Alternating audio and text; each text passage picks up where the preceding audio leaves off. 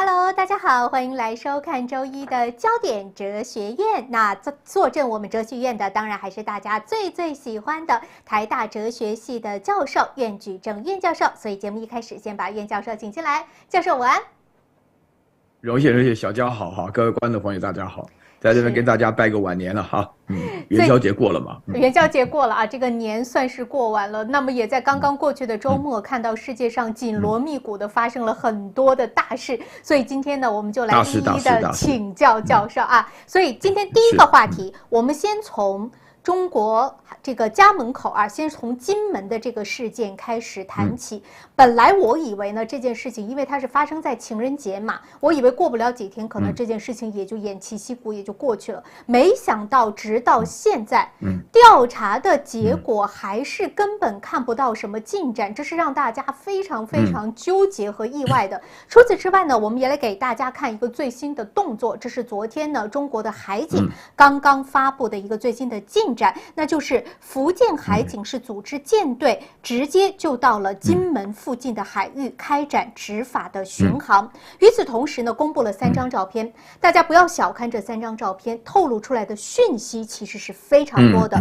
稍微跟大家讲一讲啊，首先左上角的这张图呢，出现的这个舰艇其实就是福建海警的14608舰，这个还不足为奇，但它旁边的这一张则是中国海警大吨位的2202舰，这无疑代表着执法力量在升级。再来看左下角的这张图，出现了一艘小舰艇，也不要小看它，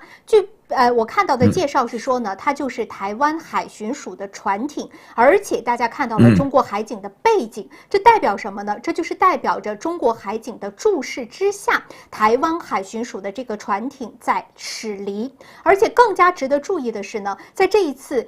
调查任务的这个描述当中用到的词汇包括了警戒护渔、喊话警告，还有识别查证。大家要知道啊，这个识别查证和喊话警告这2个词，一般都是针对外国的这些船只展开维权的时候才会使用的。是的，所以这种信号，我觉得释放的就非常明显了。教授，您如何来观察？我跟你讲啊，整体来讲，今年不是过了金龙年吗？大年初5啊，迎财神的日子，刚好又配合2月14号情人节的日子，这下不好了啊！把这个两岸情人搞成仇人了，然后迎财神变成迎死神的日子啊！你要知道，大过年的，什么人啊才会要出海打鱼啊？这个也说明了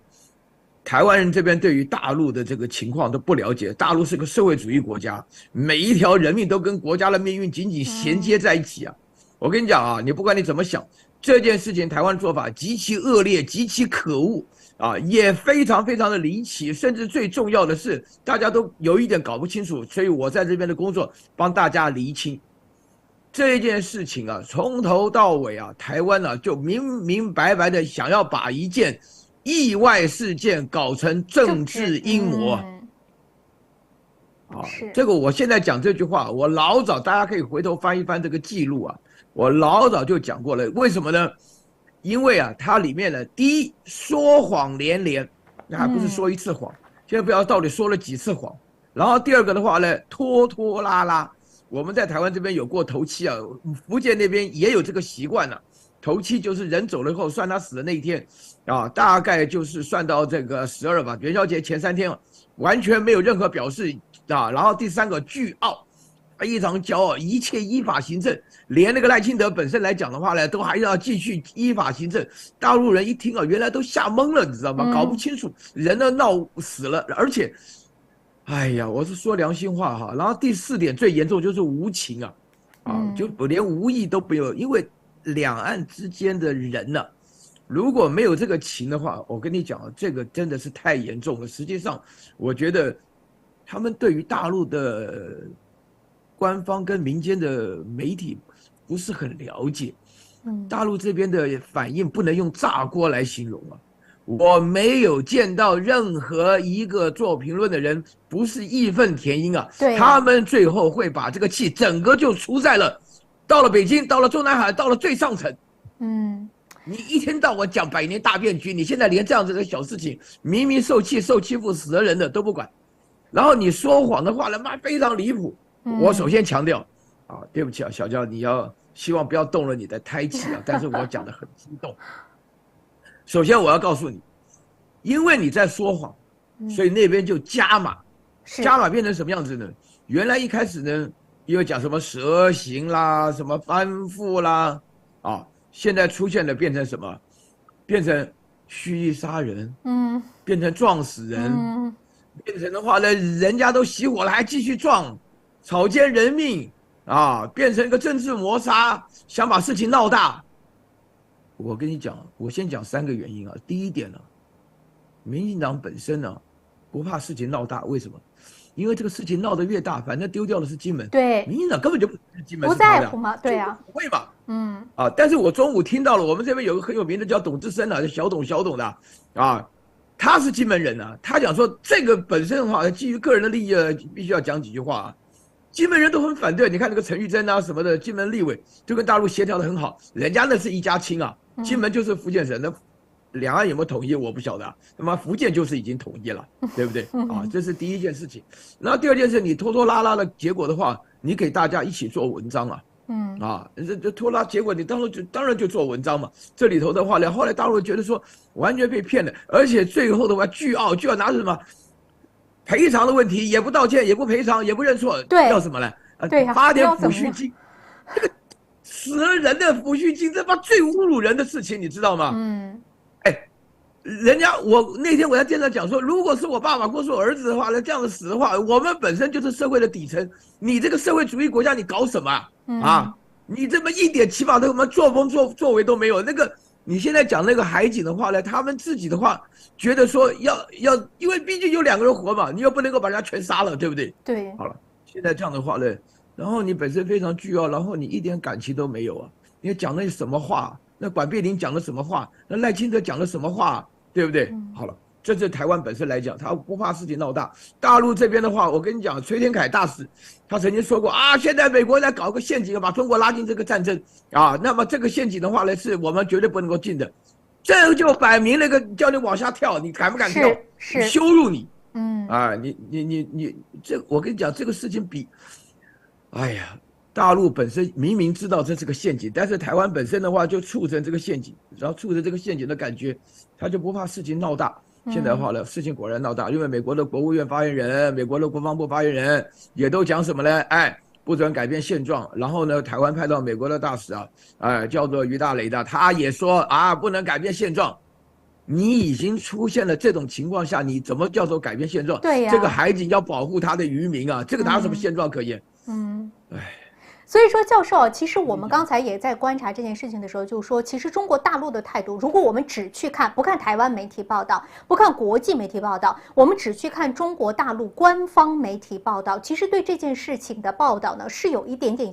延续性的。我们能够感觉得出来，就是因为大家知道金门和福建的关系，其实作为中国大陆来说，他并没有想把这件事情金门的事情那么扩大化，但是就是因为像刚才教授说的，死人了，死人的事情比天大。所以教授，您认为大陆怎么处理你去听听朱凤莲讲，这个事情跟哲学有关，你知道，这个就叫做推理你听朱凤莲讲的话，朱凤莲我听过他讲3次话，15号就讲话了，17号又讲了一次，20号再又讲了一次，一次比一次凶。第一次讲说，这个台湾的海巡单位一直对大陆的渔民都极为粗暴，大陆同胞极为粗暴，这个同胞他就是感情对不对？我跟你讲大陆现在觉得自己很窝囊等一下我们聊到的每一件消息其实都跟这件事情有关。是，它已经变成一个国际事件。只是我觉得现在中国要掌握这个话语权要找英文好的人，像我这样的人，把这个事情原委委讲清楚，告诉人家，中国已经做了极为克制的反应对，是的。极为克制就是生怕什么，但是说句良心话，如果你没有反应的话，真的被人家看扁了。是的，所以我觉得挺难做的。我这样的和平主义者都讲出这种话，这个跟哲学有什么相关？这是一场博弈，这是一个 game theory， 就是说玩的是 chicken game， 就看准你就不敢把事情搞大。我们这边小的就要把事情搞大。对，搞事情搞大的话呢，陪葬的人，包含我们统派的人，包含我们拿大陆当家的人，包含我们跟大陆有感情的人，感觉特别强烈。我们这种人，我跟你讲啊，小焦，我说句良心话，我回来台湾真的太痛苦了啊！因为面对一些人，连根本基本的理念都完全没有办法不相同为谋，所以我觉得我受到心灵上受到非常大伤害，因为我觉得大陆海警、大陆的导弹来了以后，跟我有什么关系，对不对？但是导弹不长眼睛，我不晓得这些人一定要公布一个惩罚名单，一个一个讲，终身追诉，一定要把它算清楚。绝对这件事情绝对不能够像以前那样的哼哼哈哈的，因为我参加过很多访问嘛，我跟大陆负责台工作当中比较高层的有接触，我觉得他们基本上我们都不愿意把实话说出来，我早就跟他们讲过了说在台湾我们大陆人在台湾活得很痛苦，他从来就不认同这个观念，还认为你这个分裂什么审计问题，我说我们没有分裂，我们的痛苦是实际实在的。哎呀，现在这个矛盾点就在这儿。我觉得刚才教授真的跟大家实实在在的说了这个真实的这个状态，就是说呢，现在台湾是不怕执政，他们是不怕把这件事情做大的，反而是大陆呢非常克制的在这件事情上在做一些表达。但是我们看到该升级的要升级，你该去巡航的要去巡航，可能最终我觉得会受到影响的可能是金门的人民，反而不是说呢台湾的这些所谓的执政，因为他们反而是想把这件事情炒到国际的舞台上。好像要让国际的舆论发声，说是这个大陆把这件事情给扩大化了。大家不要忘了，这是人命关天的事情，而且他拖拖拉拉，我跟你讲赔偿金都不给。我跟你讲，因为这件事情太离谱了。你翻译成英文的话呢，有 lying first， 那我怎么信任你呢？对不对？有 did not react properly at the second， 所以你在我讲的每一件事情的话呢，现在国际的话语权这些媒体还没有找到一个下力的焦点，你等到这个海警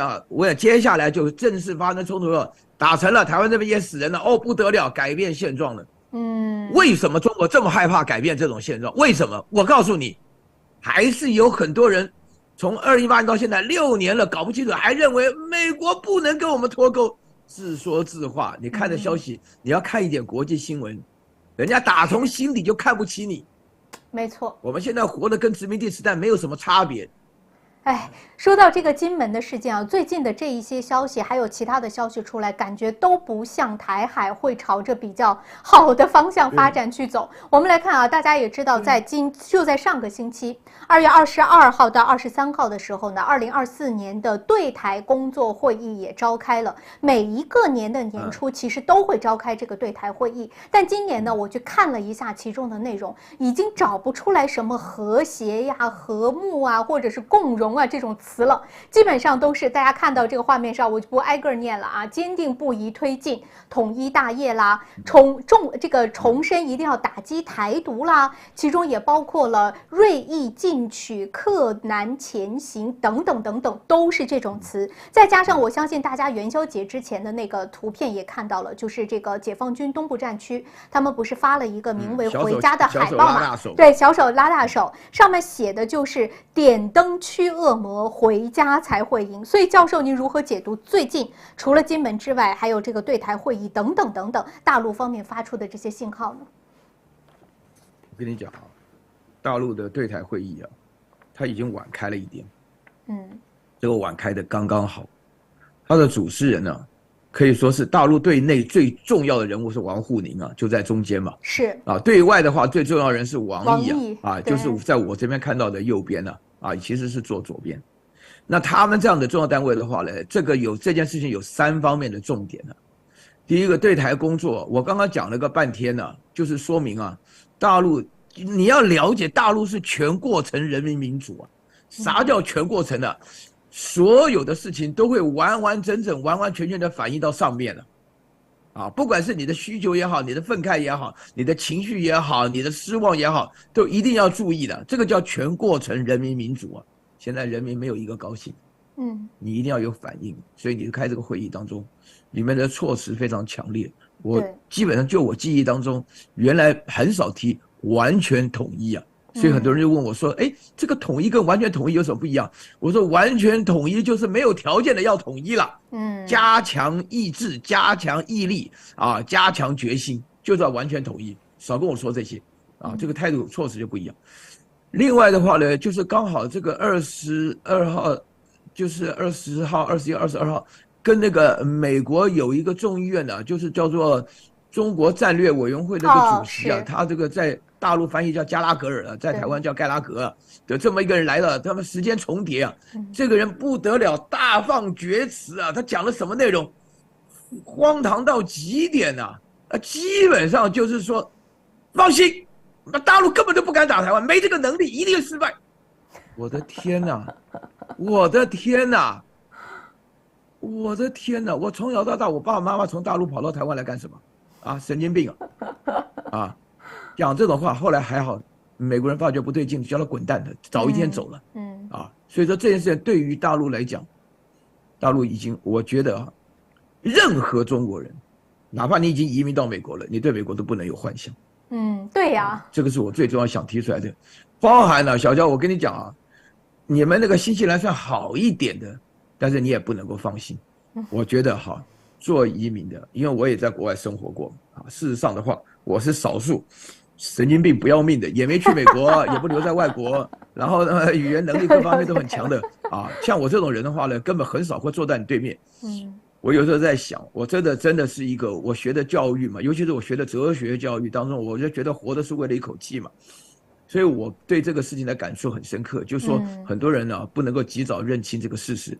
这个是一个 trigger， 金门在金厦发生的渔船撞击事件、杀人事件的这种不负责任的反应是一个 trigger， 目的就是要拉中国进入这一场战争的局面，化暗为明。化暗战为明战，为什么？因为乌克兰那边的战争，如果你稍微注意点消息，快结束了；以色列那边的话也快结束了，他不会听你的。所以基本上以色列那边是杀光光，乌克兰这边的话呢是输光光。没有在两光的政策之下，美国人需要战争呢？美国人怎么可以没有战争呢？美国人不需要战争。那个什么加拉格人跑到台湾来卖什么武器呢？谁用呢？啊，像我这种人怎么要这种武器呢？对不对？好了，这种情况你可以发觉。根本就是一场政治阴谋，现在只是说，做的有一点过火，那个话语权不知道该怎么翻译，所以我觉得大陆如果聪明的话呢，就指定钱的事情谈都不要谈，先道歉，先认错，然后再谈赔偿的问题。你要做什么事情，你得叫蔡英文、赖清德两个一起下跪啊，磕杀头。所以这件事情我们来观察吧，我觉得肯定不会是就此结束，而且就像我上次说的，我以为几天过去，现在已经到了今天了，这正月15都已经过完了，我们来看吧，这件事情到底会以什么样的方式来结尾？但是就像刚才教授说的，民怨已起，这个东西你不给一个交代，是绝对不会有一个结束的啊。好，时间关系，因为今天话题比较多，对，好，那你讲吧，换个话题，因为我本身来讲的话呢，这个事情我讲3天3夜都讲不完。是我们再来观察吧。不过我相信教授的这个观点啊，和这个教授的看法已经讲述的非常清楚了。我相信过2周我们回来还会再继续谈这个话题的，到时候再来请教教授。是的，今天的话题还有很多，刚才也提到了一个关于俄乌战争，因为就在刚刚过去的周末呢，俄乌战争也是2周年了。教授刚才说2光嘛，一光是说呢杀光光，说以色列和巴勒斯坦那边，然后接下来呢说到这个乌克兰，说到输光光。这一次的这个2周年呢，也算是给他们撑了点场面吧。我觉得给泽连斯基，你看，包括了像意大利的总理、加拿大的总理、比利时首相，还有欧盟委员会的主席冯德莱恩，都是当天抵达的机场。然后呢 G7 的这些领导人也是同天都和呢这个泽连斯基举行了视频的会晤，里边说的话当然就说了，只要乌克兰人民和政府需要，我们 G7 呢都会一直支持，无论多长时间。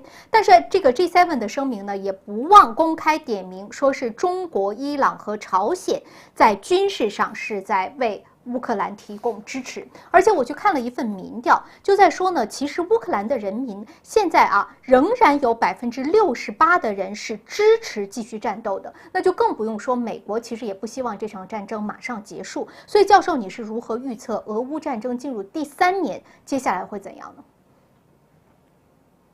我跟你讲，你这个报道里面的内容我都非常怀疑我真的都非常怀疑。哎，为什么呢？因为卡尔森在访问普京的时候啊，他讲得非常清楚，就是说呢，你首先要第一个了解乌克兰为什么有人这么高，宁可死都不要投降。因为我必须强调我不知道你有没有认识乌克兰人呢？我倒是认识不少乌克兰人，我最好的朋友就是乌克兰人呢，是加拿大的就是这个 Ukrainian Canadians 他跟我讲了很多乌克兰故事。乌克兰本身呢，首先呢，他们长得跟高级美国人是一模一样你看现在冯德莱恩的话，乌克兰就长这个样子我在冷战期间在欧洲读书的时候东欧国家人气得不得了。为什么？因为他们长这个样子早先的时候，20年代、30年代、40年代就移民到美国去的人都发了，包含布林肯在内，也是那个时候过去的乌克兰人所以呢，就是发了不得了。然后呢，留在这边的时候，到了90年代的时候才稍微喘息，否则过的话呢，基本上跟印度中国人没有什么差别了所以他们基本上他的恨意，但是这种恨意的结果呢，但是实际上你做事情的考量是要有大概率的考量。第一个，我们要问你乌克兰目前为止的战争的状态。你现在的话呢，就是说欧洲来领袖来支持你，你刚打下来俄罗斯一架侦察机，你把它摆在那边给大家看，然后表示你可能神勇获胜什么的，讲一大堆假消息，谁会相信你会打赢你就是需要钱的。然后欧洲这边的话，爽快给你了500亿欧元的情况下，美国那边到现在不会过你这个话呢，你泽连斯基还在演戏你这是第一点的话呢，这些人的帮助，他难道没有计算一下，战争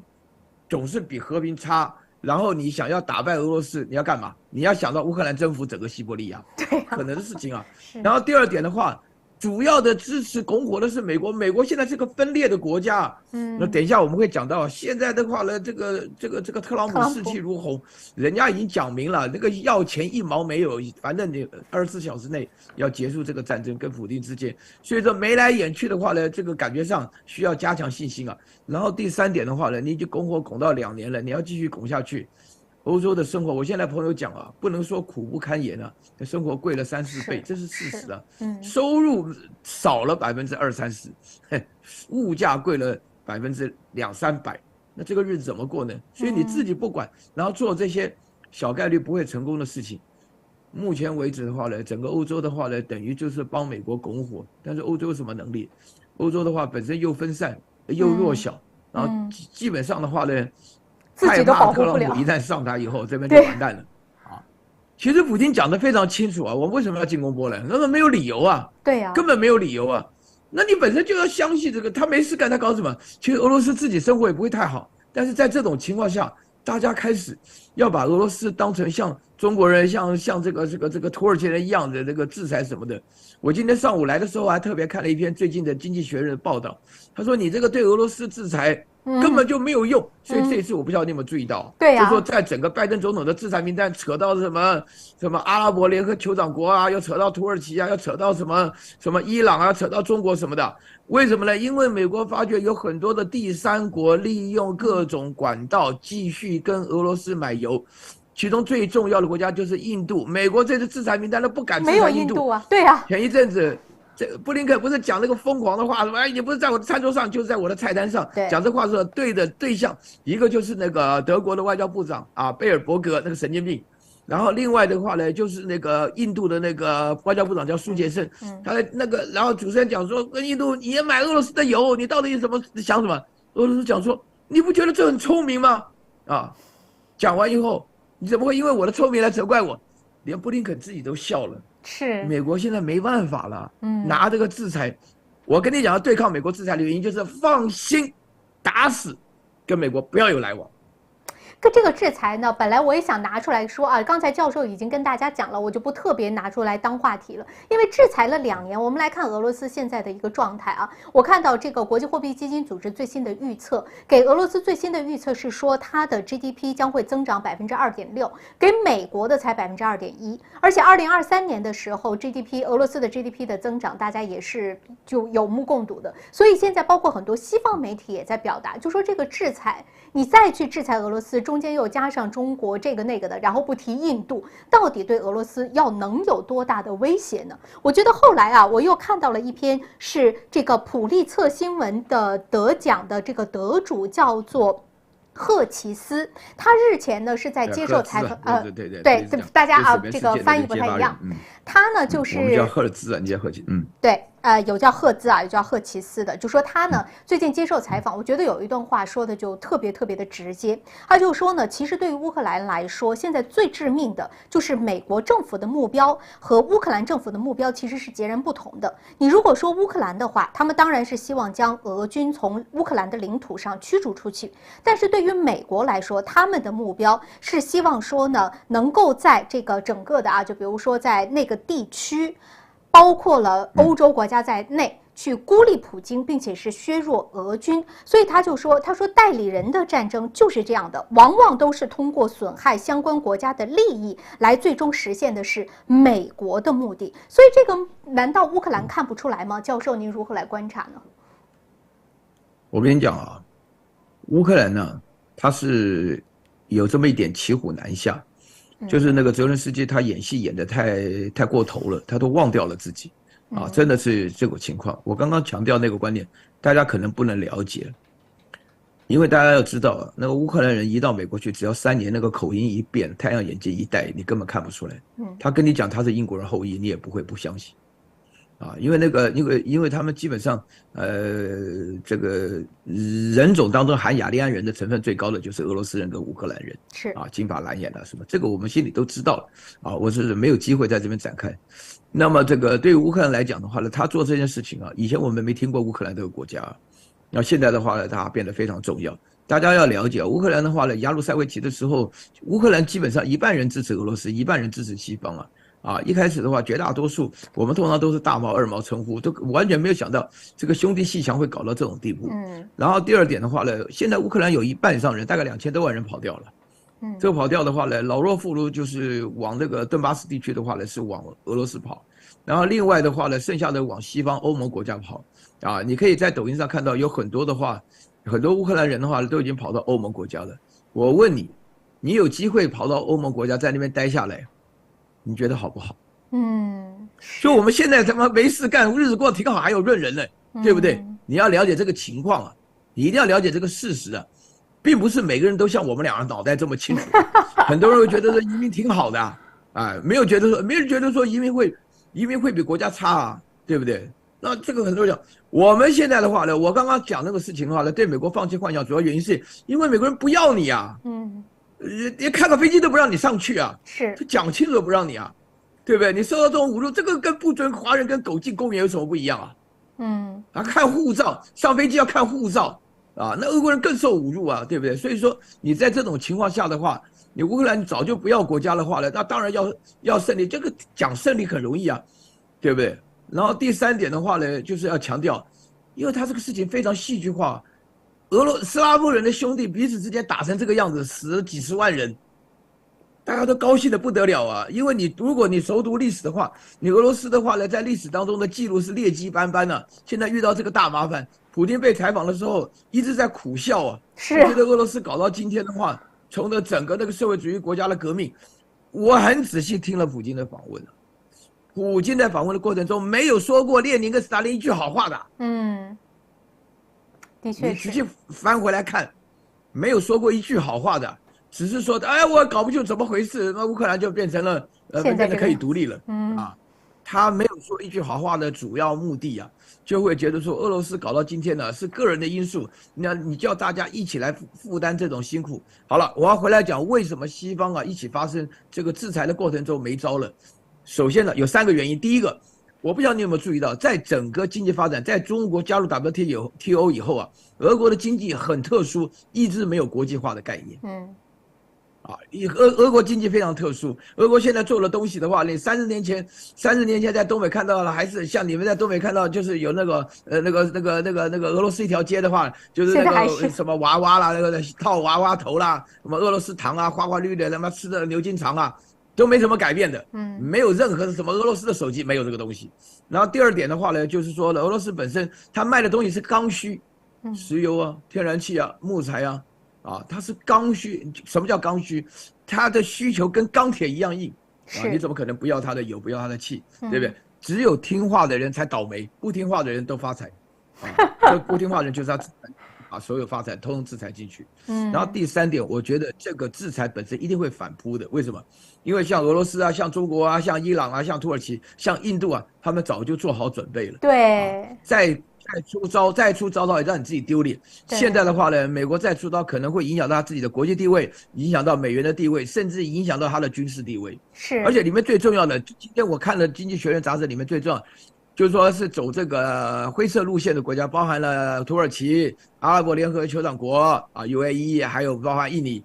你要记住啊，他们都是回教国家。哎，对呀。如果你对回回有一点概念，你就知道他们都是兄弟啊。他们都叫兄弟会啊，就是从云南的到什么西藏的什么，他们都是一家人啊。你现在以色列这边把人杀光光，你要回回怎么样面对你的制裁呀？尤其是你有想过这个问题啊？对，尤其是我就想起来，布林肯到了以色列说的第一句话就是他是犹太人，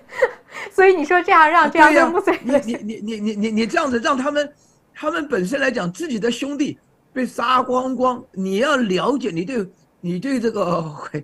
因为我妈妈从小，我妈妈的家乡变成了回族自治县，你知道吗？哦，所以说呢，我们从小都听这些回的事都听到大，所以说呢，也会感觉得到他们本身的那种愤怒啊，绝非笔墨可以形容的。因为你把人杀光以后啊，所产生的一个下场，不但是没完没了啊，而且你美国现在这种立场对他们来讲，整个世界大乱特乱呢。而且最近呢，我不知道大家有没有观察到，就是在呢国际的舆论的声音当中，本来美国以为西方很多国家会支持他，尤其是在以色列的这件事情上，结果越来越多的我们看到呢，就是其实美国有点被孤立了，在这件问题上。我们今天早上还看到消息，不是说有人在那个美国的驻以色列，是以色列驻美国的领馆吧？具体位置我有点忘了，说在门口自焚嘛，士兵自焚。对啊，就是这种自己可能美国接着搞下去。可能会把自己搞到一个孤立的位置。不过因为时间的关系呢，我们必须得稍作休息一下，因为今天斗内也很多，还有很多问题。接下来我们还要来聊关于特朗普现在气势如虹，还要聊呢美日接下来的联合军演，另外还要聊 AI， 所以我们抓紧时间，我先来感谢一下大家的斗内今天呢就是节目一开始的时候呢，就看到有我们的听众是这个发来了，刘一龙发来了斗内，非常感谢。然后他呢聊到的也是关于金夏的这一件事情，所以在这边也稍微请教一下。他就说呢，说金夏这一事呢，据他看到的报道是说，台湾方面呢极有可能要割地赔款，说赔款不用说，但是割地一事，他说呢，以他自己的看法，可能会伤及到金马岛屿民众对于台湾的感情。再说这3地距离呢，这个福建是相当的近，这一割反而是金马岛屿经济的发展的契机。他说，你看看大陆的这些基建的发展，绝对会搬到金马去，成为福建都市圈的一部分。他说这是他个人的看法，想请教一下教授如何来观察。我觉得尤先生讲的倒是蛮成道理的为什么呢？因为我们前面说过，民进党也不在乎嘛，然后金马人的话跟大陆就是一家亲金门跟厦门隔得很近他们有亲戚关系我觉得不妨考虑一下，用这个公民票决的方式学一学这个克里米亚岛投票吧，看你要归谁，不妨用这种方式因为克里米亚是这样子进入俄罗斯的手里嘛。因为我觉得说这个群情愤慨反正你也不想要，我们这边要求发展嘛。因为这个情况的话呢，受到的影响非常深我也想不出什么别的好办法。目前在解决的问题因为台湾的态度非常倨傲，那这个还怎么谈呢？对大陆来讲的话呢我没有收拾你就不错了，你现在反过来跟我耍赖那不行是，好，我们再来感谢一下，今天斗内很多谢谢正的斗内、银的斗内、A 的斗内、动的斗内，我们有收到，感谢你，也谢谢杰的斗内、E 的斗内，还有红燕的斗内，非常感谢，还包括春的斗内、新的斗内，还有东的斗内，还有呢这个看到有飞的斗内以及呢还有一些凯的斗内，我们都有收到非常感谢大家。当然还没完还有让我也来再稍微感谢一下。这边呢还有谢谢晶晶的斗内非常感谢你。然后另外还有感谢一下小鱼辣椒，他说天下恶乎定，定于一。孟子的智慧呢，今天仍然成立。两岸要彻底排除动荡的可能性，唯一的办法就是统一。我相信教授肯定是支持的。对，我跟你讲，这没有别的办法了嘛，因为你现在已经他妈到我头上，我们山东话讲，他妈到了我们头上，他妈撒尿拉屎，对不对？那这不得了，这不得了，这个事情后果非常严重。好的，非常感谢大家今天的支持。我看到呢，在线的人数还有点赞人数都非常非常多啊，所以大家如果有还想请教教授的，可以继续斗内给我们留言。然后呢，我们现在马上剩好像几十个人就到25万了，所以欢迎大家也可以积极的来订阅我们的频道，帮我们冲一冲25万，看我们今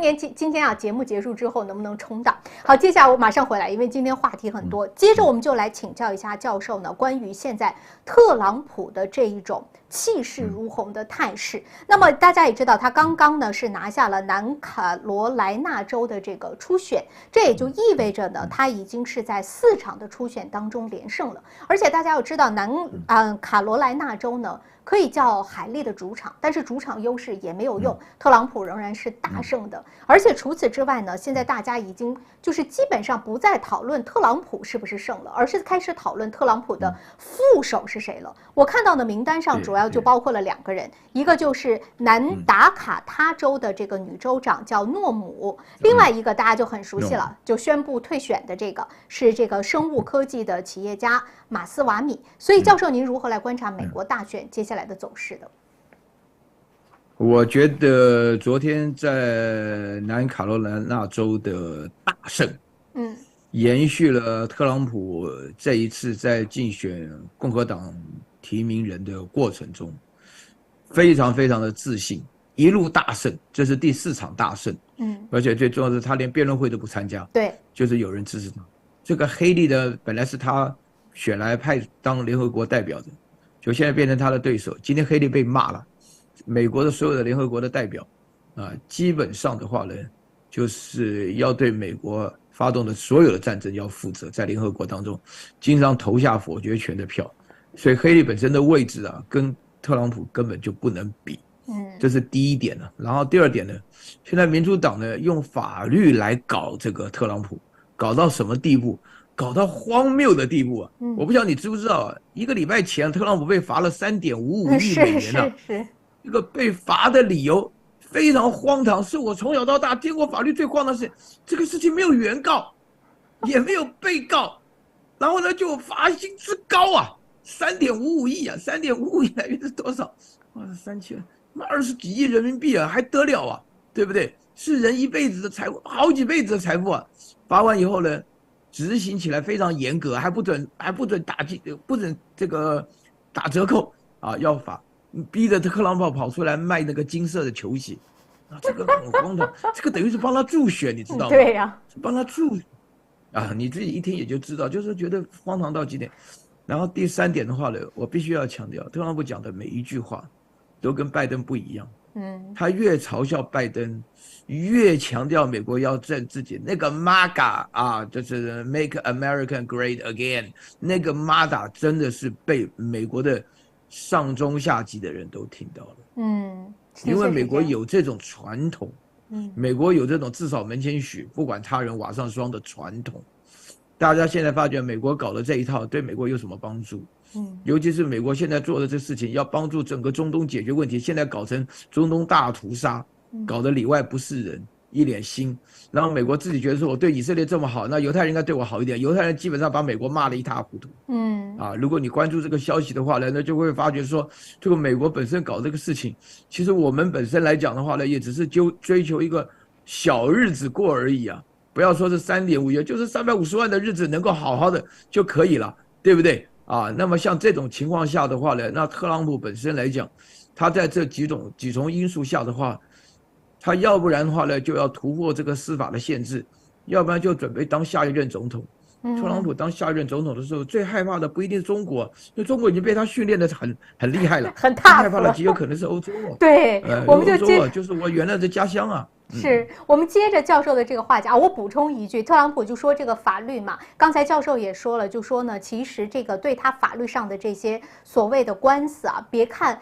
以为是会打击他，其实帮他助选。我前2天就看到特朗普在他的一个就是这种演讲当中就在说，他自比为自己就像美国的黑人，说呢像那个俄罗斯被普京所谓残害的那些呢这个意见者一样，说他呢也是被美国的这个司法系统所迫害。所以你看他多会拿这件事情去买选票。所以你说你想拿司法的武器打特朗普，我觉得这个算盘可能打得不太好啊。我们接着呢就这个教授的话往下说，就说呢最害怕的会不会是欧洲？最近其实我们也看到欧洲的包括很多的国家领导人呐、北约呀、欧盟的一些呢领导人全都出来说话了，主要强调的就是4个字：独立自主，也是说到要放弃幻想，就是放弃美国。所以想请教教授的是，您认为我们先给大家看一下这张图，我特别去找的，我不知道大家还记不记得，当时在特朗普当总统的时候，被欧盟的这些领导人围攻，这个不是后来说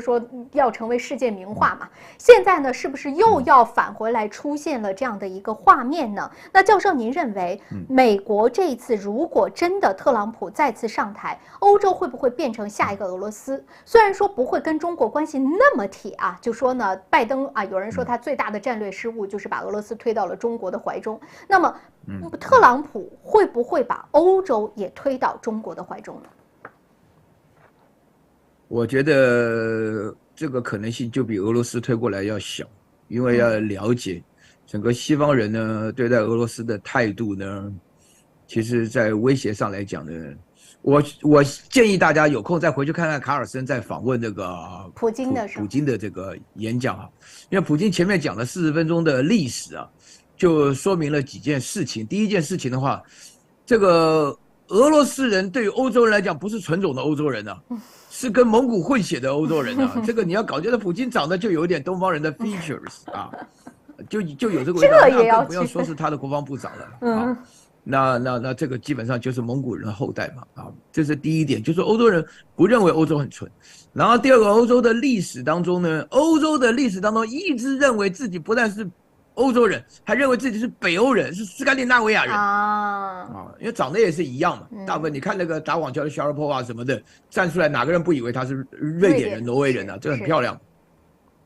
所以欧洲人看不起俄国人，俄国人很看得起自己。以前我们读历史就有大俄罗斯主义、大日耳曼主义，就有这种感觉。因为对于欧洲人来讲，我住的这个西欧人的话，他们认为拉丁人认为日耳曼人跟俄罗斯人都是蛮族都野蛮人就不会给他们机会，因为歧视嘛。然后这个第3点呢，俄罗斯的记录俄罗斯这个国家非常特别，它在发展的过程中，对于占领别人的土地，它特别有兴趣特别有兴趣，然后替别人规划什么，所以经过列宁、斯大林以后，这一分不得了，所以说它产生了心理一种魔障。那这个欧洲本身来讲的话呢，走独立自主的道路大不了就跟这个共享求这个，因为冷战期间我在那边住的，所以大不了就跟着一起生存。有什么事情的话呢，所以那个本身在维持自己只要能生存就可以。但我那个时候呢，感觉到那时候美国在德国跟在比利时的美军合起来有20多万人非常大的部队怕得不得了。但俄罗斯现在的话的情况，我跟大家讲一个消息最近那个普京不是做了图160的那个超音速轰炸机，这边绕了一圈吗？你知道图160这个战机要重新恢复生产很难过，它是1987年的产品就是俄罗斯在垮台前的3、4年就已经有了东西然后它的生产线断了，现在做的事情只是把生产线恢复，为什么拖了30多年呢？没钱了，俄罗斯真的弱了。俄罗斯现在的话呢，基本上深具教训都来不及了让自己壮大，俄罗斯才真的是需要 MAGA， 需要就是要 Great Again 这个美国倒是没这个问题我不晓得这就是 MRGA 那不管是这个里面说，其实不管怎么讲里面最重要的问题就是说，俄罗斯本身对欧洲的威胁没有像当年苏联那么可怕所以说在这种情况下，那因为他威胁不这么可怕，然后特朗普现在的做法基本上他们是可以理解的就说美国很自私嘛，美国的霸权很特别所以布林肯讲的话是很错误的，说你不是跟我同一个桌子，要不然就变成我的菜单。美国应该布林肯的话所有人都是菜单，你即使跟我同一个桌子，你迟早都会变成我的菜单。对，这个话，所以这你要把时间的变数拉进去这就是基辛格所说的嘛，说当美国的盟友更可怕嘛，不是一个道理嘛？就是所有人盟友才是他菜单当中的菜一样啊。因为基辛格讲的观念的话呢，大家没有办法真正的了解。就是说基辛格本身突发异想，在这个1970年、1971年的时候，他真的是给了中国，就是说从大家最讨厌对象变成了大家最喜欢对象。给了30年的喘息机会，没有这30年，我觉得中国也首先第一点，所有人都不要想出去，哇，那个大监狱的不得了，你知道那个，我跟你讲，那个我自己啊，我家人95%留在大陆嘛，所以我非常清楚，我听的故事太多了，我也喜欢大陆，喜欢去跟他们聊到以前的故事，那真的是惨不忍睹了，我这个不说了，但是我要告诉大家说。我有一次对基辛格表达感谢，自己被人家骂得很惨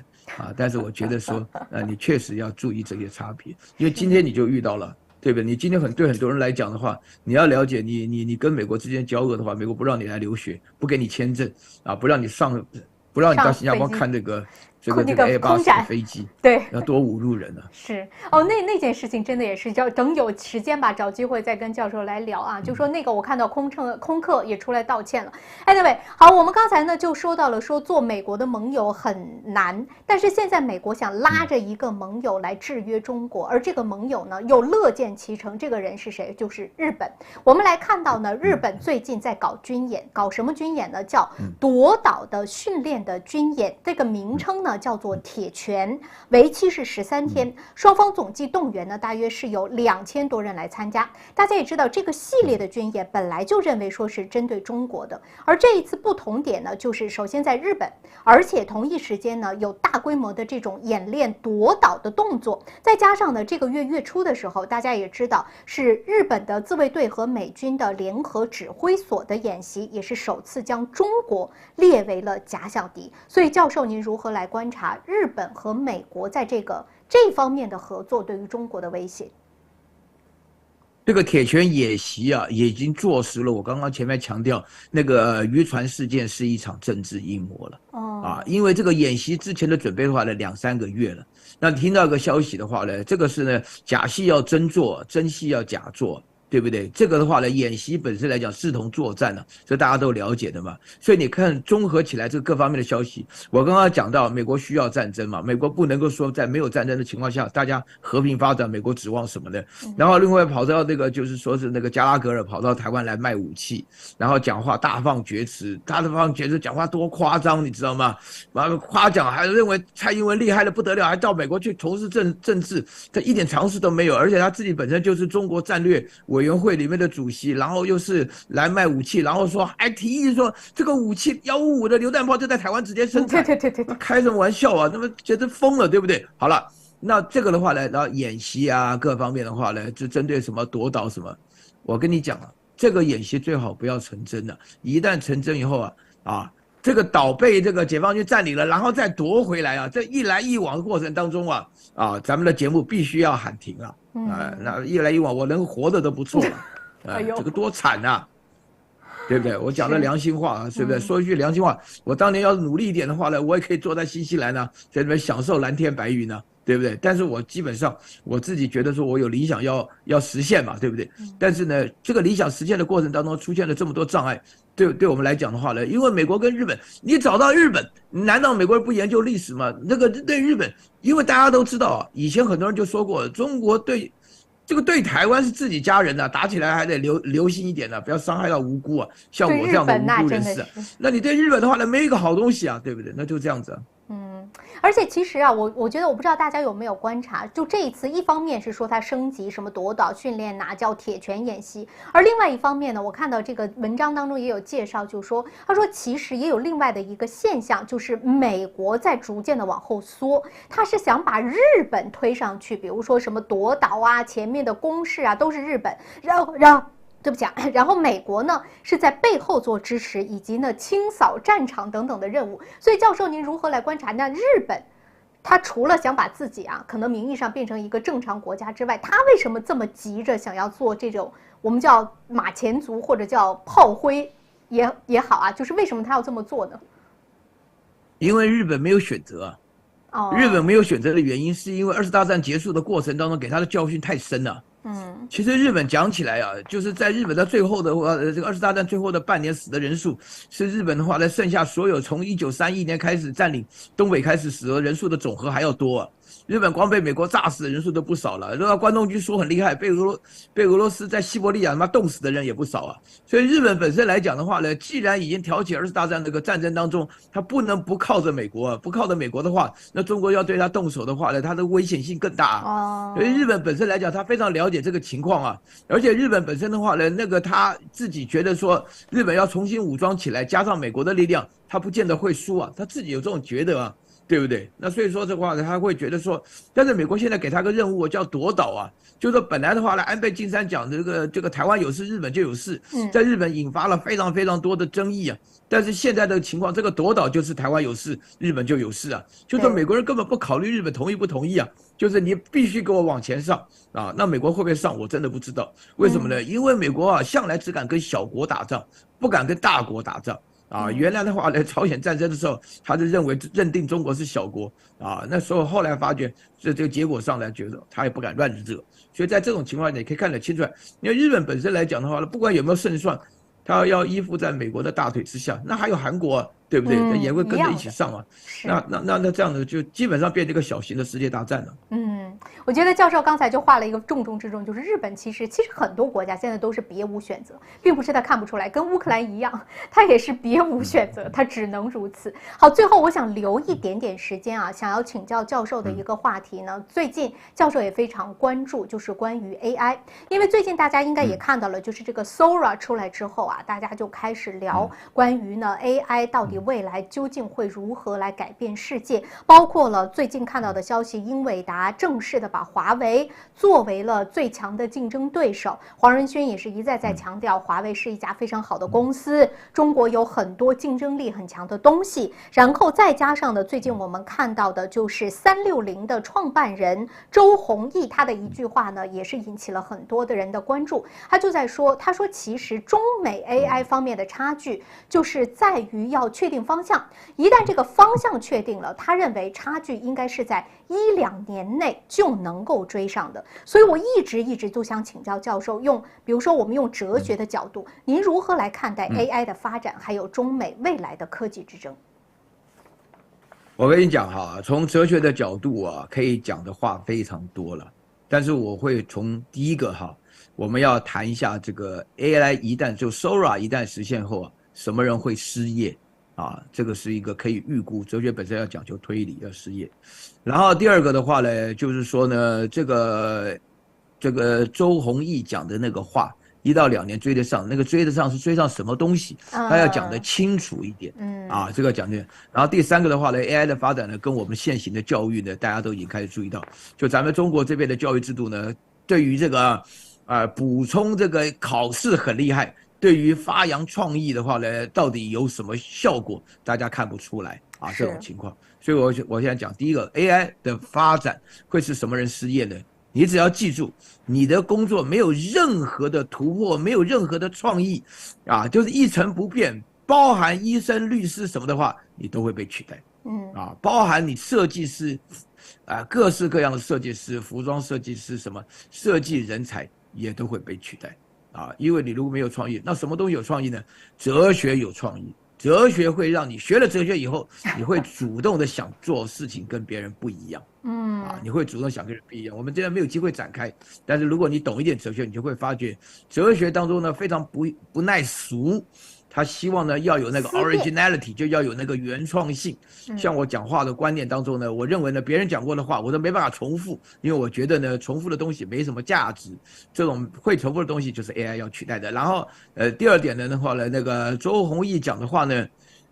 我觉得他讲的话是说 Sora 这种科技知道说是透过语音给他的资料，在资料库当中找出图片，形成一个连续性，变成一个视频啊，各式各样那个就 Sora、Sam Altman 就是 OpenAI 他们发行那个视频，我看了就是一个带着很时髦的女性走在东京的街头上，这个大家讲完这个话，他就走出来60秒钟，对不对？这个本身有很大的突破。周鸿祎讲的是说，我们过1年2年也会出现这一种可以集结成为视频的这种人工智能，这个可能没有错，但是这个话一讲，就标示的输了，输在哪里呢？输在教育上。教育上呢，永远告诉你，只能实用，只能山寨，只能跟随，只能模仿，人家的意境就是我们努力的目标。但是人家有新的创意，我们再等1、2年，再跟着人家走，我们永远没有主动出招的权利。是，就是这样子的情况。我们稍微补充一下，他叫这个，谢谢我们听众的这个纠正，他叫周鸿祎，应该是医生啊，那个词我刚才读错了。那么教授您如何来观察？就说呢，现在啊，看周鸿祎的这句话，除了像教授说的，我们除了跟随，我们不能仅仅是跟随，我们应该比如说呢，去思辨，去超越。那么也有人就在说他之所以能够说出这个话，他认为呢，还是中国的这个所谓举国之力发展这件事情能够让中国呢跟得上，比如说呢美国，或者是超越美国的速度。但也有人就认为说美国其实现在又何尝不是举国之力？之前我们也看到了美国投资啊数十亿、上百亿，都是要进入到 AI 啊、芯片啊等等这样的一个领域。所以教授，你如何观察未来在 AI 的这种人工智能的竞争当中，是不是会越来越多看到国家用国家的力量去进行发展？我觉得我必须强调一个非常严酷的数字啊，因为我在这种环境下长大，中国人聪明，但是中国人聪明的头脑都贡献给美国使用了。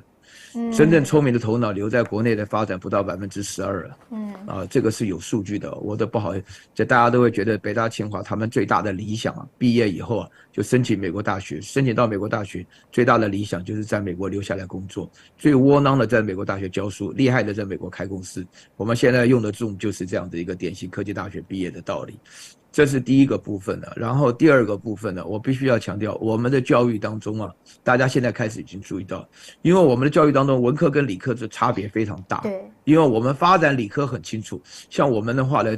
在这个文科的方面呢，就是薪水少，也没有什么发达的地方。因为我成长的过程呢，所有的人不管学哪一科的，只要读了大学到美国都读那个 computer science 啊，其实他要求并没有很高。那基本上黄仁勋就讲了这句话，他说我们小的时候都要求你要写程式语言，长大以后有 AI 以后，你根本不用学程式语言，你应该学什么？你应该学到让大脑发达的生命科学。他讲的这个第3点最重要，我们应该鼓吹哲学教育啊。我们应该鼓吹哲学教育的主要目的就是我刚刚讲的，哲学教育的话呢，它本来就是自由的。如果你不自由的话，就没有哲学教育。另外，哲学教育的本身的话，它是讲求辩证的，因为我们现在整个发展的环境当中，很多地方是需要透过辩证的。而且最重要的，哲学本身来讲，就是对于自己人生充满意义。否则 ，AI 的社会会使得我们的人性、人生跟这个所有的生命的价值都会被别人的外在管控之下，没有任何的意义可言。你看啊，就是这样的话，只有在焦点哲学院，只有在教授的这样的一个节目当中能够听得到。我们看到的不仅仅是 AI 的发展能不能够取代你的工作，而且教授也给大家分析了未来，比如说你要如何才能够在这样的一个发展的潮流当中呢，站住自己的脚跟。所以大家一定要记得啊，多多来看焦点哲学院，能够长很多很多知识。我们本身，我最后要补一句话，就是说我们哲学本身的性质上来讲，就是所谓的自由教育的起源啊。那前阵子讲到说，所有的大官的小孩都读财经，财经是最不需要有创意的。哎，对，是。好，最后啊，我们也是感谢一下 Space Wolf Lemon 啊，他的一个 donate。然后呢，他提到说个人认为呢，日本不会真的下场，最多呢是提供后勤。日本确实一直在酝酿修宪，变回所谓的打引号的这种正常国家，但不是以填线炮灰的形式。问教授您如何来观察？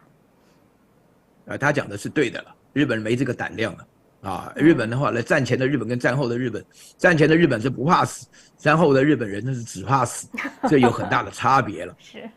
这个差别是很明显的你看日本现在的实际上的情况所以说你从怕不怕死就知道这个战力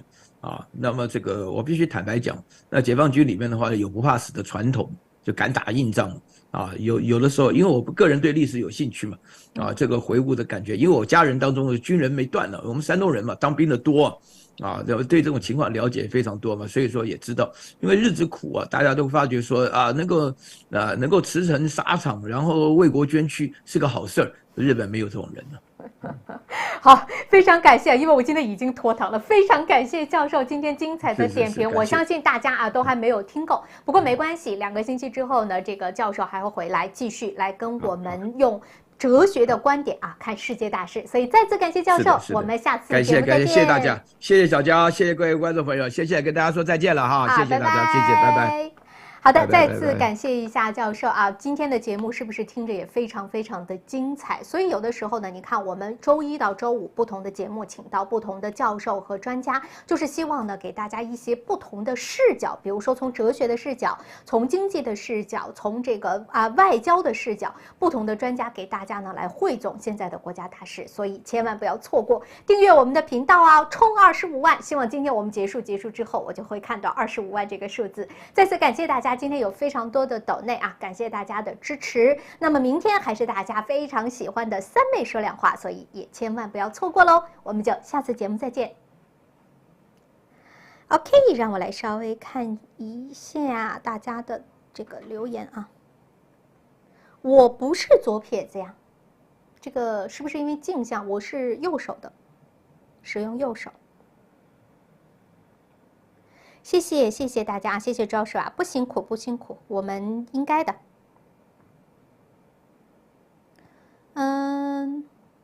不是不怕死，是别无选择。是刚才教授就说问到日本方面嘛，就其实总结起来就是别无选择。其实韩国，但是韩国的那个别无选择，我觉得跟日本可能也不太一样。韩国的那个感觉有一点点自己往上扑的那种感觉啊，不像是。就是所谓的完全别无选择。谢谢一鸣，谢谢。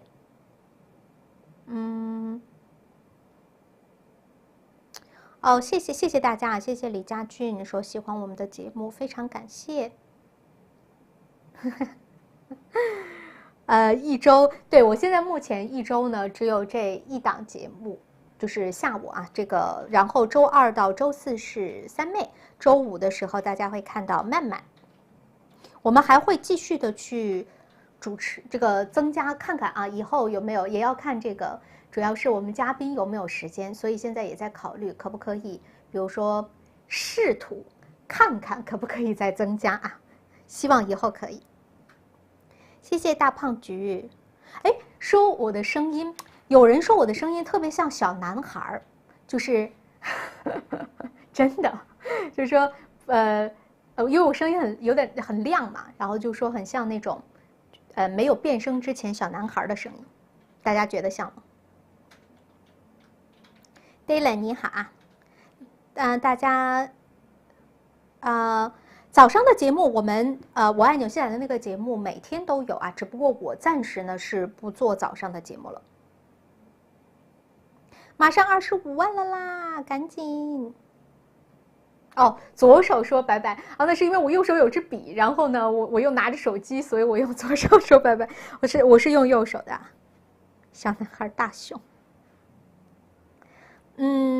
我是要回中国，然后呢，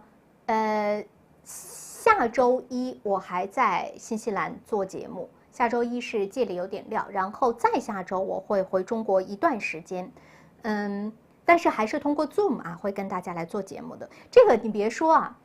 疫情期间因为这个 Zoom， 作为媒体的我们才知道原来可以用这种形式做节目，以前真的没敢想，就觉得说像这种直播节目，你不在演播厅，你不在现场，竟然可以做。哎，你看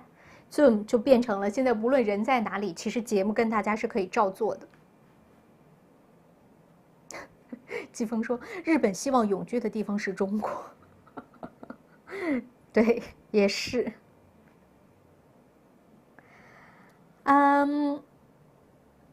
我们应该没有1000人吧，差不了几十人吧，到25万是不是？60人是吗？到25万，所以大家帮我们冲一冲，帮我们转发出去啊！希望能够冲到25万。